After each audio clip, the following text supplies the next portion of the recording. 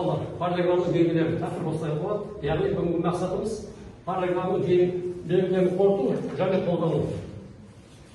Енді бұл тақырыпты біз қорыту үшін былтырғы 7 сыныптағы бізде үшбұрыштардың ережелерін білу керек. Қандай үшбұрыштар тең деп аталады. Соны еске түсіру керек болады.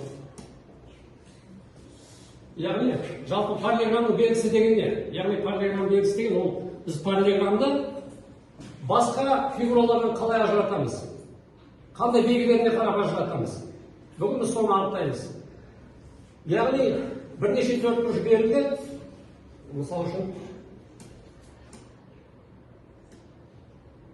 мінекей мынандай біз төртбұрыш алайық.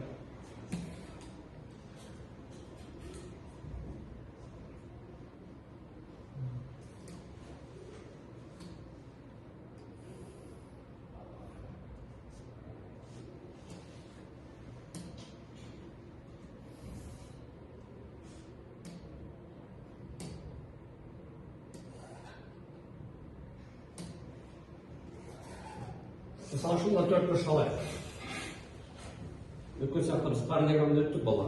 Параллелограммда біз айттық, қарама-қарсы қабырғалары қос-қостан параллель болу керек. Қарама-қарсы қабырғалар қос-қостан параллель болу керек. Қазір қарасақ, мысал үшін. Мінекей мына қабырға, мынаған параллель ме?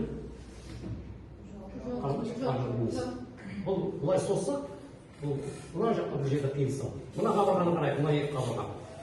Бұлай соқса, бұл екі қабырғада мына жақта бір жерде қиылса. Яғни бұл параллелограмм бола алмайды. Параллелограмм болу үшін қарама-қарсы қабырғалары қандай болу керек? Бір-біріне параллель болу керек.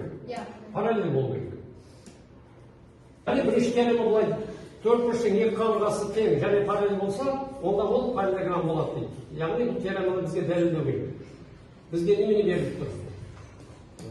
Яғни мінекей АБ, мына қызылмен көрсетіп отырмын, ДЦ-ға тең. АБ ДЦ-ға тең. Және АБ ДЦ-ға параллель дейді. Осы екі шарт бойынша біз оның параллелограмм екенін дәлелдеуіміз керек. Ол үшін біз бірінші АЦ диагоналін жүргіземіз. АЦ диагоналін жүргіземіз. Сол кезде бізде балалар параллелограмм екі үшбұрышқа бөлінеді. Ол үшбұрышта қарайық қайда? Ол үшбұрышта мінекей екі үшбұрышқа бөлінеді. Екі үшбұрышқа. Енді осы екі үшбұрышты қарастырсақ, бұл екі үшбұрыш бір-біріне тең болады. Қалай тең болады? Біз 7 сыныпта өттік. Яғни үшбұрыштар теңдігінің белгілері болып бізде. Бұл екі үшбұрыштар теңдігінің бірінші белгісі бойынша тең болады. Яғни қарайық екі үшбұрыш. 7 сыныптан өткен тақырыбымыз. АБ, мінекей АБ, теменге тең. АЦ, АЦ,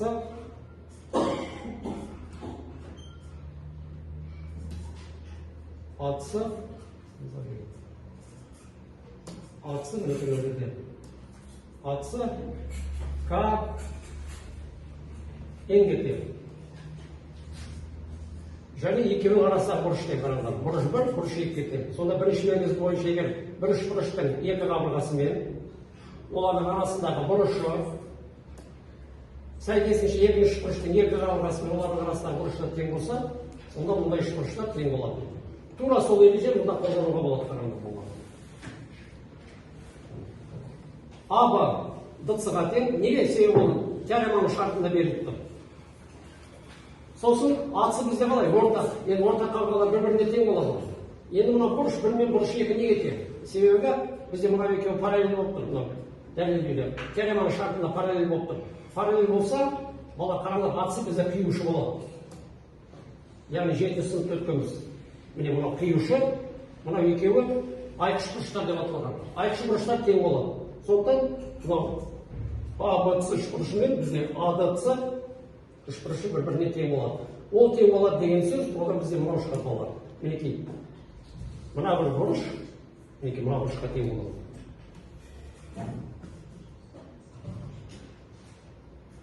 Оны бұлай неден де көрсетуге болады. Мынау әкеп қысашы қалды біз. Нетсек? Беттестірсек, мына екеуі. Мына екеуі бұлай беттестірсек.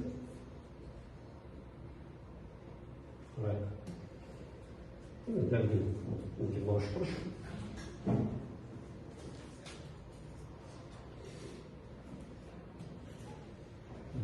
Екі бұрыш тең болды. Сонда бұл екі үш бұрыш қай белгімен тең болды болған? Үш бұрыштар тең деген. Неше белгісі? Бірінші белгісі бойынша екеуі тең болады. Бірінші белгісі бойынша екеуі тең болады. Сондықтан олардың теңдігінен неме шығады болады? Олардың теңдігінен бізге олардың сәйкес мына қабырғаның адының бұтсыға тең екені шығады. Сосын мына екі бұрыштың теңдігінен мына бізде қиюшы болады. Мынау қиюшы болса бізде мына екі бұрыш айқыш бұрыштар тең болса, онда мынау ады бізде бұтсыға параллель болады. ДЦ мен АБ бізде параллель болды, ол есептің шартында, ал ады мен БЦ-ның біз параллель екенін дәлелдеп тұрмыз. Яғни бізде шыққан төрт бұрыш неме болады сонда, параллелограмм болады. Себебі олардың қарама-қарсы қабырғалары қандай болды бір-біріне? Параллель болды. Сондықтан ол параллелограмм болады. Бұл бірінші белгісі. Енді екінші белгісін қарайық. Екінші белгісі екінші теорема. Төрт бұрыштың қарама-қарсы қабырғалары қос-қостар тең болса, онда ол параллелограмм болады. Мінекей бізде шарты, теореманың шарты. Тағы да мынағыдай АС диагоналін жүргіземіз. АС-ның сонда мына бірінші бұрыш пен екінші бұрышқа қандай болады? Ортақ қабырға болады. Ортақ болады. Бұл жерде де екі үш бұрыш шығады. Қараңдар, екі үш бұрыш шығады. Мынағыдай. Бұл жерде бірінші бұрыш аталмаш, астыңғы үш бұрыш қандай болды? АБЦ, үстіңгі үш бұрыш АДЦ. Осы екі үш бұрыш болған. Енді үш бұрыштар теңдігінің үшінші белгісі бойынша тең болады. Жетінші сыныпта өткенбіз біз. Екі үш бұрыш қашан тең болады? Үшінші белгісі бойынша. Егер бір үш бұрыштың үш қабырғасы екі үш бұрыштың үш қабырғасы тең болса, сол ереже бойынша қараңдар.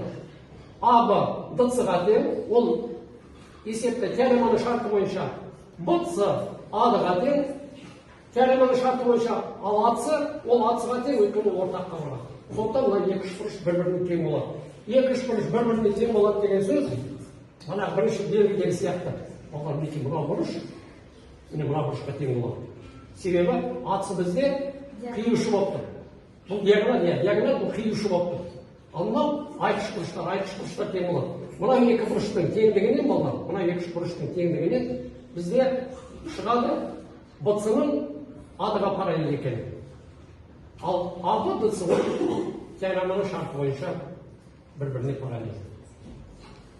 Балалар, бүгін көтертіміз осы екі белгі. Қазір осы екі белгі біз